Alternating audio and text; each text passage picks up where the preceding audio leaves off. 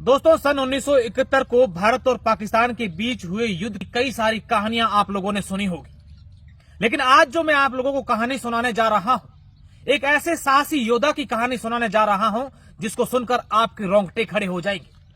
यकीन मानिए, मैं एक ऐसे योद्धा की कहानी बताने जा रहा हूं जिस योद्धा ने 14 दिन और 14 रात तक भारतीय सेना का कंधे से कंधा मिलाकर साथ दिया। साथ ही नहीं, बल्कि ऐसे दुर्गम रास्ते सेना को बताए जिसके सहारे भारतीय सेना, हमारे देश के जाबाज जवान उन मंसूबों पर पानी फेरने के लिए उनके ऊपर वहां गए।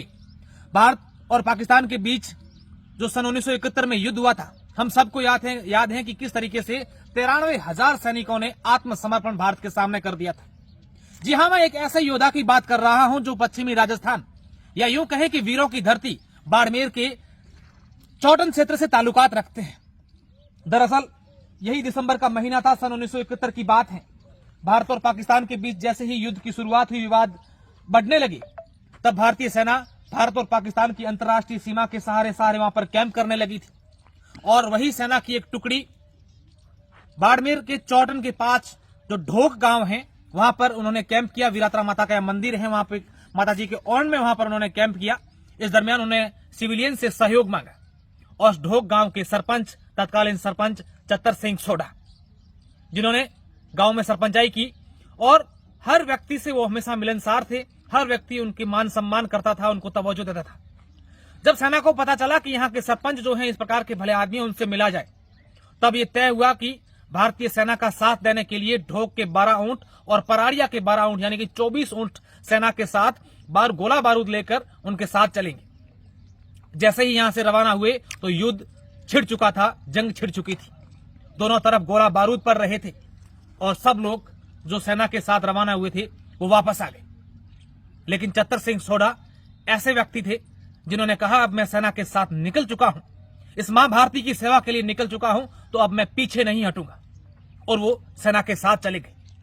जब बाकी वाले लोग उनके घर आए, परिवार के लोगों ने कहा कि चतर सिंह सोढ़ा कहां है, तो उन्होंने कहा कि वो सेना के साथ चले गए हैं, युद्ध में चले गए। हालांकि परिवार के लोगों को उस समय चिंता हुई, लेकिन 14 दिन और 14 रात बाद जब चतर सिंह सोढ़ा को एक सेना की गाड़ी में, मिलिट्री जीप में उनके घर तक लाया गया, तब उनके परिवार के लोगों सहित पूरे क्षेत्र के लोगों का सीना चौड़ा हो गया, क्योंकि उन्होंने सेना का इस तरीके से साथ दिया कि सेना ने बाद में तत्कालीन राष्ट्रपति वीवी गिरि ने सन 1972 में चतर सिंह सोढ़ा को पहले सिविलियंस को शौर्य चक्र से नवाजा था। इनकी पूरी जो बहादुरी की कहानी है, हम इन परिवार के लोगों से भी मिलेंगे, उनसे जानेंगे।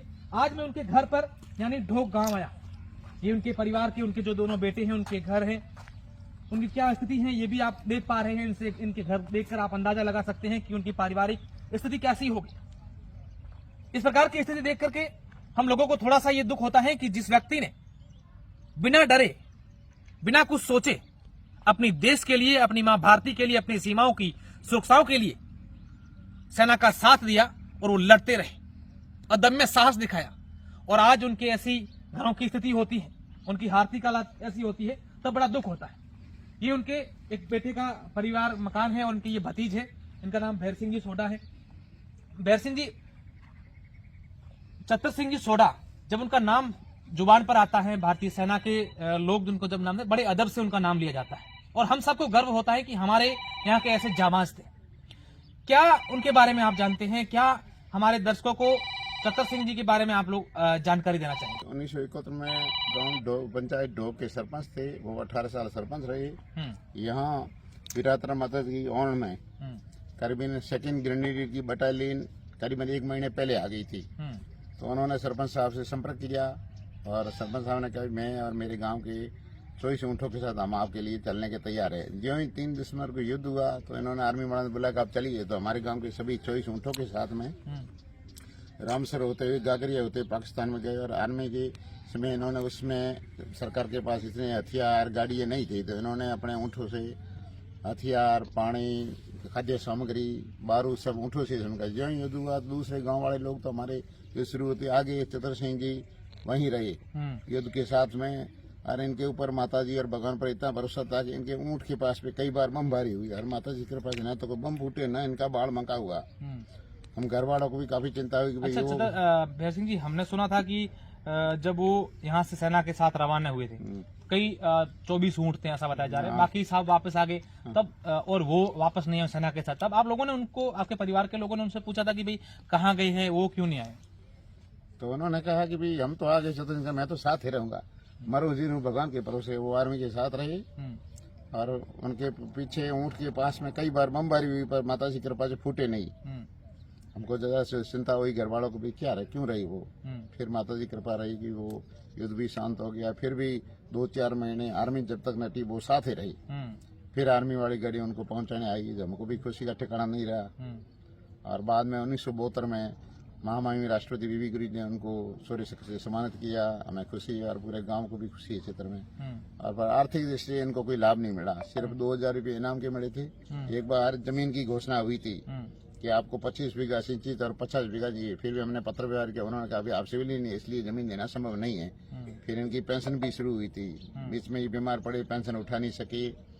फिर इनकी धर्मपत्नी के लिए हमने अप्लाई किया, वो भी पेंशन स्वीकृत नहीं हुई। तो 2003 में इनका देहांत हो गया और बाद में इनकी पत्नी भी, उनका भी देहांत हो गया। अभी इनके 2 पुत्र है, शोक सिंह, लक्ष्मण जी। इनकी भी आर्थिक स्थिति अच्छी नहीं, आप देख रहे हो, अच्छे मकान है। ये इनका घर है, लक्ष्मण, हाँ उनके लक्ष्मण जी घर अपन खड़े है और शोक सिंह के पास में है।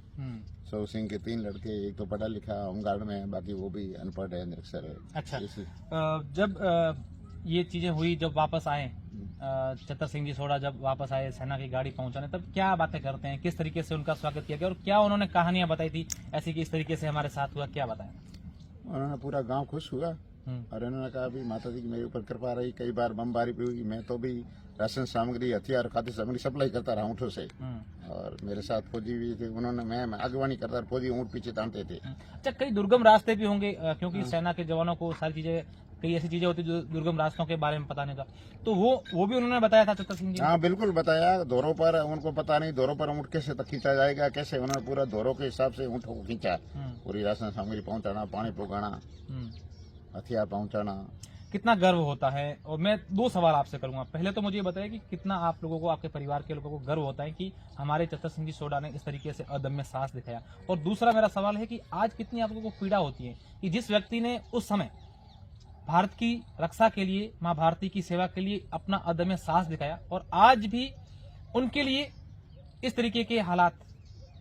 एक तो खुशी हमको होती है कि राष्ट्रपति ने सम्मानित किया, बाकी दुख ये होता है कि इनके लिए कुछ मिला नहीं। परिवार की स्थिति आप देख रहे हो, कच्चा मकान, टूटा फूटा, ये तो दुख है। सुविधा कोई मिली नहीं, जितना अवार्ड मिला उस हिसाब से मिलनी चाहिए। खुशी तो है ही, तहसील पूरी को, पूरे गांव को गर्व है हमारे गांव। अच्छा, क्या मेरा आखिरी सवाल है, क्या कहना चाहेंगे तमाम उन लोगों से जो सेना से जुड़े हुए हैं, हमारे देश के रक्षा मंत्री हैं, प्रधानमंत्री हैं, सब लोगों से, अगर कहीं न कहीं वया मीडिया आप लोगों की बात उन तक पहुंचती है, तो परिवार क्या मांग करता है? अधिकारियों के माध्यम से उनकी बात पहुंचाई जाए तो क्या परिवार उनसे डिमांड करता है? परिवार से ये मांगता है कि इनके नाम से स्कूल, गांव का नाम किया जावे और इनको कुछ सम्मान के रूप में जमीन दो, कुछ भी अवार्ड दिया जावे, एक तो गांव का नाम इनके नाम से किया जावे।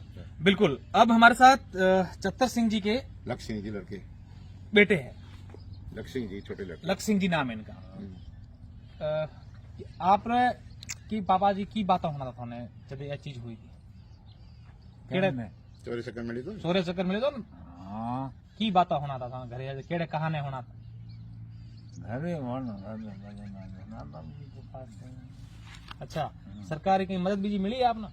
सरकार मदद कहीं को मिली नहीं? हाँ। अच्छा, तो दिन देर बार में वापस तो कहीं पास में। ये चतर सिंह जी के बेटे हैं, 2 बेटे हैं इनके, एक बड़े बेटे हैं और बड़े हैं छोटे। बिल्कुल।